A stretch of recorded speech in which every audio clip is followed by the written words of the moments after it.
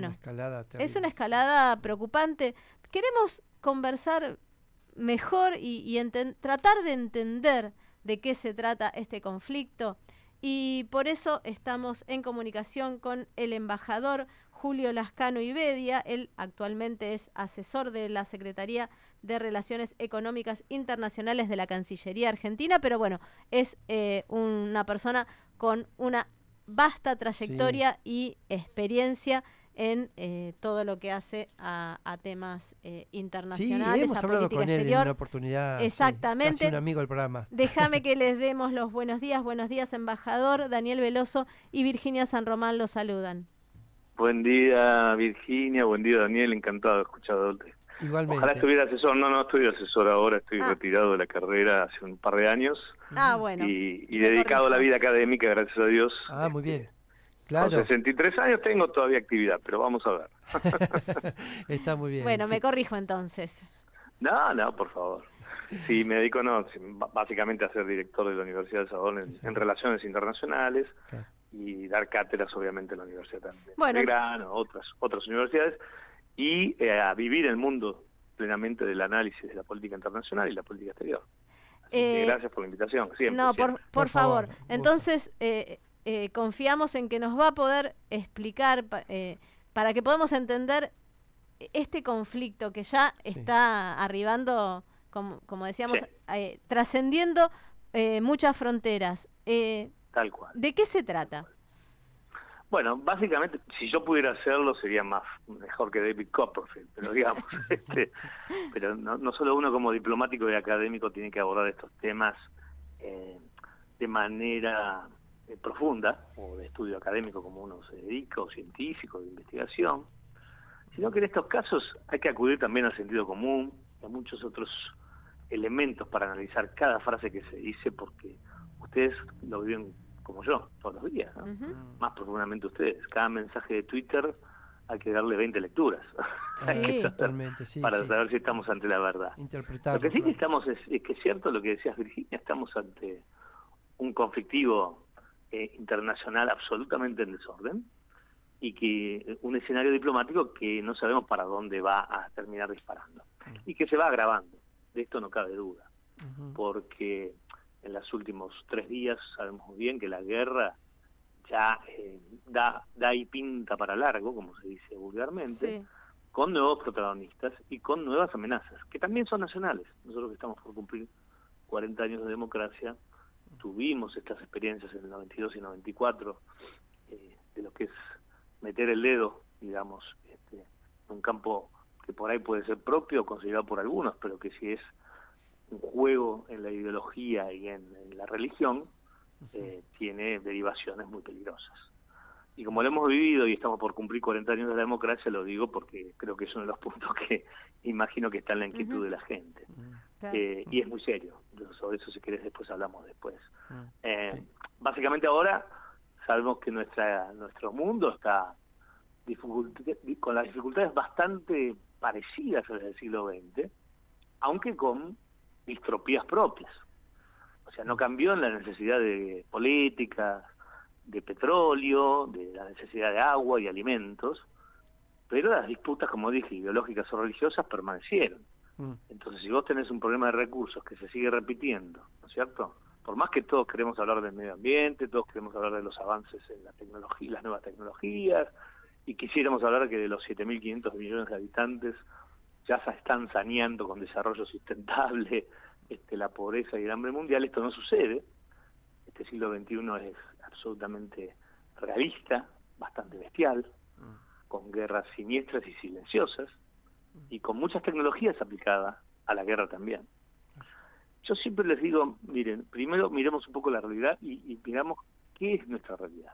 Si en el siglo XX todo lo que nos llegaba a la política internacional para analizar, ustedes mismos lo sacaban de un cable de Naciones Unidas, ¿no? La ONU, ¿viste? A ver qué dice la ONU, ¿no? ¿Qué dice la OEA? Creo que a todos nos asombra hoy en día. Son mensajes que creo que se leen al pie de un cable, de un periódico, ¿no? Sí. Es decir, nadie está muy atento a qué dice la ONU. Claro, es verdad. Y esto es grave. La comunidad internacional cambió, ¿no, Daniel? Cambió, completamente. Ahora, y hablando de esto, embajador, hoy es como que el mundo prácticamente que exige a los países o a las sociedades como que no se puede ser neutral, ¿no? Sí. Es como que tome la posición que tome, uno Tenés que estar en ya está algún lado. expuesto, claro, pero se expone, como nos pasó como con el ejemplo 92-94. Sí, sí. Este es el problema de la globalización, sea positiva o negativa. ¿Viste? La globalización, yo creo que nos la vendieron en los años 90 como que era toda positiva, ¿no? Y todos la compramos. Claro.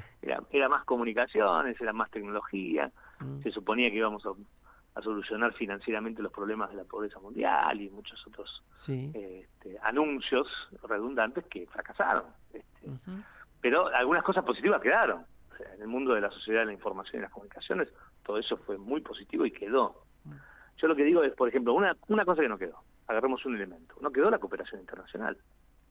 Lo que era el mundo multilateral del siglo pasado, que las Naciones Unidas nos protegían a todos por programas de solidaridad internacional, están en jaque. Esta es la realidad.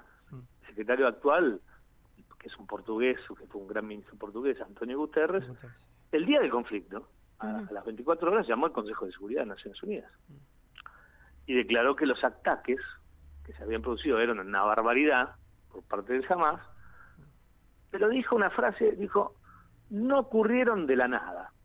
Apenas dijo, no ocurrieron de la nada. Se agarraron de ahí. Lo agarraron, lo mataron, como decimos en criollo, porque se agarraron de ahí. Obviamente Israel realizó protestas, pero protestas con acciones directas. El Estado de Israel tiene una tradición en política exterior, como en políticas de seguridad, que actúa con medidas directas, ¿no? Lo que en diplomacia se llama medidas directas. Y lo primero que hizo fue primero prohibir las visas a cualquier funcionario de las Naciones Unidas. Esto no está tampoco, no digo, en publicidad. O sea, le prohibió a la ONU meterse en el conflicto. Quédese afuera. Usted no viaja acá, no viene acá, no venga en misión. Ya eso te genera manténganse aparte, si quieren hacer una conferencia de paz, háganla sobre Ucrania, pero sobre nosotros no. ¿Está? Y inmediatamente, además, días después, con el agravamiento del conflicto, dijo que iba a eliminar a Hamas. O sea, también hubiera sido causa, en tiempos de normalidad de cooperación, como el siglo pasado, de grave protesta al Consejo de Seguridad, pero no la hubo. Él dijo, voy a eliminar a Hamas, que es una entidad no reconocida por la ONU, obviamente, si apenas Palestina es un observador. Imaginemos lo que le costó a Palestina llegar a ser un observador. Bueno, son todos pasos de un conflicto ancestral, un conflicto que viene del libro de Josué en la Biblia, ¿no? En el Antiguo Testamento, digo. No es sencillo. O sea, el conflicto es netamente religioso. Sí, yo diría que sí. Yo diría que sí. Es ideológico porque viste que ahora existe mucho la moda de lo ideológico hay que dejarlo afuera. Yo coincido que el pragmatismo sirve para el comercio y sirve para la política exterior y es lo más inteligente al momento de buscar soluciones que tenemos todos los países, inclusive estados como Argentina, que no somos estados centrales. Bueno, nos conviene ser mucho más pragmáticos que estar discutiendo si un país es comunista, si tiene tal cosa, si tiene tal otra. Vamos a venderle trigo, vamos a venderle maquinarias, vamos a producir algo de servicios y chao. Claro. Pero lo ideológico igual el ser humano no lo puede dejar de lado, porque en estos conflictos como el Medio Oriente son ancestrales, como dije, y se producen en territorios muy pequeños. Si no fueran centrales, no serían tan pequeños. Ustedes imaginen la territorialidad del conflicto está en 42 kilómetros de franja. O sea, es menos que el municipio de Lanús, no sé cómo darles la dimensión. Sí, lo que separa La Plata de Buenos Aires. Tal cual. Menos de lo que separa, viste, que son 60 kilómetros de acá a La Plata. Bueno, esto es menos. Increíble. El largo. Y el ancho es 2 kilómetros. 2 kilómetros sobre la frontera de Egipto. Ahí hay más de 2.600.000 habitantes. También disparatados, con las construcciones precarias, con una organización precaria. Todo esto producto también de que Naciones Unidas no tuvo la capacidad. Y ahí yo me pongo del otro lado, ¿no? De la diplomacia crítica, bilateral. ¿Por qué Naciones Unidas ha dejado avanzar que los conflictos entre Israel y Palestina llevaran a estas situaciones un poco anacrónicas? Porque Cisjordania es distinto. Cisjordania ya en los años 50 cayó bajo el protectorado de Jordania. Como y sea también islámica o no, bueno, tiene un formato que pertenece a un reinado, como es el de Jordania. En cambio Gaza no, Gaza es lo que quedó de los ataques y de las varias intifadas y guerras que se produjeron entre Israel y los estados árabes. Pero de todos modos, al momento, si yo les tengo que comparar, fíjense, la guerra siria, la última que vimos hace pocos años, donde en el 2015 aquí recibíamos una cantidad de refugiados sirios, dejó más de 300.000 víctimas. Hoy estamos viendo que ya Ucrania-Rusia anda por las 70.000 víctimas. Hablo de fatales, ¿no? Sí, fatal, sí. Y este conflicto, bueno, inició con un ataque a 1.800 personas. La mitad eran niños, jóvenes, secuestrados. Y da la sensación que en los ataques que se producen, y sobre todo en esta retaliation, digamos, esta contra de Israel, no sé, da la sensación, no sé qué les parece a ustedes, pero a mí me parece, lo hablo desde el lado absolutamente humanitario, que no hay consideraciones primarias como las decíamos en la UNESCO, en las Naciones Unidas o en la UNICEF. Los niños que murieron, ya murieron. No es que decimos, bueno, protejamos primero, ¿no? Esto, protejamos aquello. No hay reglas de juego. Las guerras del siglo XXI no tienen juego. Salvo que sean como esas películas que ven ustedes que, viste, que apretan un botón con una bomba y se termina. Y ni te enterás, ni te vas a enterar. Claro. Estas guerras que son como antiguas, porque son con material bélico un poco más sofisticado, pero básicamente material bélico, por tierra, por aire, por mar, ¿no? Claro. Nosotros pensábamos guerras antes entre ejércitos, y acá vemos que no hay ejércitos, o hay... no. O en principio no los hubo, no sé, es gente contra gente, niños contra niños. Sí. Lamentablemente, tal cual, la definición que decís, Virginia, es correcta. Primero, es una guerra violenta, es artera, con pocos códigos, donde se implica lo militar, arrasando lo civil, ¿no? Esto me parece que es una barbarie, que el mundo tiene que tener un llamamiento, todos tenemos que tenerlo, hacia estas cosas que son barbaries que atentan a toda la sociedad. La guerra per se es una aberración. Sí, claro. Pero cuando ya no tiene ni guerras con alguna regla monitoreada, bueno, estamos bastante perdidos. Y en este caso... Y en ese sentido... Sí. Sí. En ese sentido, embajador, disculpe la interrupción, pero cuando uno dice que la ONU dejó escalar este conflicto como otros tantos, ¿eso es porque es por inoperancia, por cuestiones económicas, factores de poder? ¿A qué se debe que se dejen escalar conflictos así de tal magnitud? Bueno, a ver, existe una cosa que se llama el poder, ¿no? Naciones Unidas sigue actuando en la base del Consejo de Seguridad de 15 países, comandado por 5 que son vencedores de la Segunda Guerra. En ese esquema de poder, de los mandantes está Estados Unidos, que ha sido quien sostiene a Israel, obviamente, y lo va a seguir sosteniendo. Y no lo sostiene solamente por intereses personales actuales, sino porque dos de los socios de Estados Unidos muy importantes son Gran Bretaña e Israel. Que no de casualidad, te comento, Daniel, es donde se asientan las dos fábricas militares más importantes en la actualidad, en el mundo contemporáneo. Si vos necesitas armas, estás en guerra en algún país de Europa Oriental, en Asia o en América, esos dos países van a ser los que te provean armas clásicas, quiero decir, ¿no? Claro. No la del botoncito que yo te decía, que para mí es la guerra verdadera, ¿no? La del botoncito tecnológico, ¿viste? Esa sí. No la muestran porque es nuclear y porque, porque desaparece en 2 minutos y porque no hay ni un soldado apretando el botón, Pero en estas guerras clásicas, digamos, que es lo que nos ponen a jugar, y encima en el continente europeo en un caso o en Medio Oriente en el otro, bueno, dependen de factores de poder, y estos factores de poder están sentados en Naciones Unidas. Esto no ha cambiado. Yo me haría 3 preguntas principales. La primera pregunta es, creo que ustedes se la han hecho como todo el mundo: ¿estamos en problemas con el tema de seguridad internacional? Sí, estamos en problemas. La guerra logró violar la pregunta más evidente que salió en el análisis para la gente común como para los que nos dedicamos a esto. ¿Se pudieron filtrar 1.000 personas 6, 7 meses antes en el Estado de Israel con el servicio de inteligencia y seguridad más importante del planeta? Esto sucedió. Esos túneles que tú mencionaste, sucedió. Y gracias a eso el ataque fue tan artero por parte de Hamás. y se sumó Hezbolá, y después la solidaridad de Egipto, Jordania, Irak, obviamente. Pero digo, ¿se pudo hacer? Bueno, si se pudo hacer, yo no sé si tengo que buscar yo la respuesta. Lo que a mí me genera es que, como te dije al principio, si yo en el 92 y 94, con una camioneta acá, ¿no?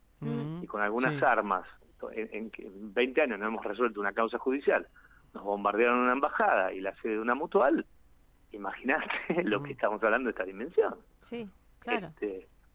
Al lado, al vecino, Al lado, ¿se le filtra eso o no se le filtra? Bueno, después está la tesis de conflagración, ¿no? Todos los que son anti-Israel que te dicen, bueno, por esto Netanyahu lo debía haber sabido, ¿viste? Esto como Pearl Harbor, ¿te acordás? Sí, exacto, Pearl Harbor, claro. Lo sabía o no lo sabía. Lo que sí sabemos es que es virulento y que la reacción de Netanyahu, obviamente, que que está juzgado internamente y no nos importa la política interna en este momento lo que suceda, porque lo que queremos es que haya un cese, nada más que un cese de la paz, es que él dice que es la Segunda Guerra de Israel. Claro. La primera fue la de 1967, la de los 6 días. ¡Pum! Se acabó todo el conflicto por los ataques israelíes con gran tecnología. Después hubieron miles de atentados criminales entre ambos sectores árabes y israelíes, y ahora te encontrás con esta especie de lo que él la está denominando la Segunda Guerra de Israel. Claro, y por lo que se a mí me genera temor el tema de la seguridad. Digo. Claro, sí, la seguridad aquí, en Latinoamérica, en Argentina. Aquí mismo, ¿no? Sí, yo no hablo de la porque hay mucha gente que le gusta escaparse del tema porque le es más cómodo, obvio. Yo no lo utilizaría para una campaña electoral esto, obviamente. Esas famosas células dormidas que siempre se habla. Es que quiere decir que no se remedió este tema. Claramente. Estamos presenciando también en este siglo XXI debilidades del continente europeo bastante graves, ¿no es cierto? Con xenofobia, con separatismos, ¿no? Nuevamente con toda una situación. Yo vengo de Europa ahora, amo Europa, he vivido muchos años así, digo también, pero no soy ciego. Existen todavía conflictos latentes, como se dice. Y el tema de la migración es un conflicto latente, que no va a cerrar en 24 horas. Claro. Egipto recibe miles de refugiados por un lado en esta guerra, bueno, Europa recibe todos los días refugiados. Algunos los toman con más gravedad y otros con menos. ¿Quieren que les haga una comparación chiquitita? Les robo 2 segundos. Por favor. Sí. Ustedes saben que cuando Venezuela tuvo la migración que tuvo, por los problemas políticos, de orden político que tiene, en el gobierno autocrático, fíjense lo que le sucedió. Iván Duque, que era el vecino en Colombia, recibió 1.700.000 venezolanos en 2 años. Fuera el vecino bueno o malo, los recibió y ordenó la migración perfectamente, los puso a trabajar, al Estado colombiano le dio servicios, trabajo, etcétera, etcétera. En el mismo periodo, Sebastián Piñera en Chile recibía 1.200.000 venezolanos. No pudo tener ese plan de ordenamiento de Iván Duque en Colombia, no le fue bien, perfecto. Y nosotros recibimos más o menos 500.000, se calculaba la cifra. Todas esas cifras, si yo se las sumo y se las tiro a Europa, se matan. A ver, estamos hablando que Europa no recibe ninguna de estas cifras millonarias de migraciones. Para ellos el caos es, con mucho menos, ya es un caos. Sí. ¿Se entiende? Y ahora se avecina una crisis importante seguramente también en Europa. Claro, el tema refugio, el tema migración, es parte de la crisis permanente de la guerra latente que hay en el siglo XXI. O la absorbemos o no la absorbemos, pero es parte de... Esto es como decirme, solucionemos el problema de África. Bueno, pero en 1889 hicieron una conferencia en Europa, repartieron los países, y desde entonces hubo guerras, y guerras de independencia, y guerras civiles, y guerras económicas. Bueno, hay que venir de la raíz y arrastrar muchos problemas. Europa es un continente de 2.800 años, se hace en occidental, y no lo puede solucionar tampoco. Entonces con esto yo no es que haga una crítica petulante, porque no soy quien para hacerla, pero si tengo que analizarlo con seriedad, tengo que decir, bueno, mira, acá hay muchas reglas latentes que no mellaron paz y no trajeron paz. En el caso del conflicto árabe-israelí que ustedes preguntan, bueno, en 1949 Israel ya se pudo sentar en la mesa de Naciones Unidas, Palestina tiempo después, 40 años después, logró una silla de observador, y todo esto trae cuestiones que se van pateando, como se dice, ¿no? El mundo va pateando resoluciones que no están solucionadas. Una cuestión que nos genera también a todos es como pregunta, y también yo me la hago, ¿no es cierto? ¿Por qué ahora? Ustedes se preguntan, ¿por qué ahora explotó el conflicto árabe-israelí? Y yo creo tener una respuesta. Si yo me pongo a hacer el análisis internacional, no tengo duda que en este momento el mundo está conviviendo con una segunda guerra fría mundial. No cabe duda. Estados Unidos, como dije yo, si se fracasó en los 90 la globalización positiva, hubo que armar hacia el 21 modos de convivencia. Y encima de esos modos de convivencia generaron una China capitalista diferente, que no terminó siendo el rival de Estados Unidos, sino prácticamente su dialogador, ¿no? Entonces vos vas a una conferencia y te dicen el mundo unilateral que maneja Estados Unidos. Vas a otra conferencia y te dicen el mundo multilateral que maneja China con Estados Unidos. No es así. Ninguno de los dos es real. Sí. Uno maneja comercialmente situaciones, pero porque las maneje comercialmente no quiere decir que China no tenga involucramiento en seguridad y problemas territoriales y ancestrales. Claro. Y tampoco quiere decir que Estados Unidos se vaya a alejar de una ecuación de poder. Claro. Yo diría que de lo único que yo me notifico en el siglo XXI es que ninguno de los dos utiliza con interlocutor a Europa como utilizaba antes, ¿no? Ahí está, Claro. ahí está la llave, claro. Esto sí se los digo como notificación. Ahí está. Notifiquémonos que por ahí no va. Claro, Claro. exactamente. Sí, exactamente. Quiere decir bueno. que las soluciones van a ser puestas en un mapa de países que son grandes, ¿está? Claro. Y bueno, entonces hay que esperar soluciones que nosotros no tenemos tan al alcance de la vista. Claro. Por Que no se supuesto. solucionen en conferencias de académicos tan sencillas, ¿no? Que están en secretarías de Estado o cancillerías que van diagramando los pasos de acuerdo a lo que van conviviendo en este nuevo orden. Por Un supuesto. orden que tiene 600.000 millones de dólares de presupuesto de defensa para Estados Unidos, Totalmente. para empezar. Claro. Embajador, nos quedamos sin tiempo. Qué lástima.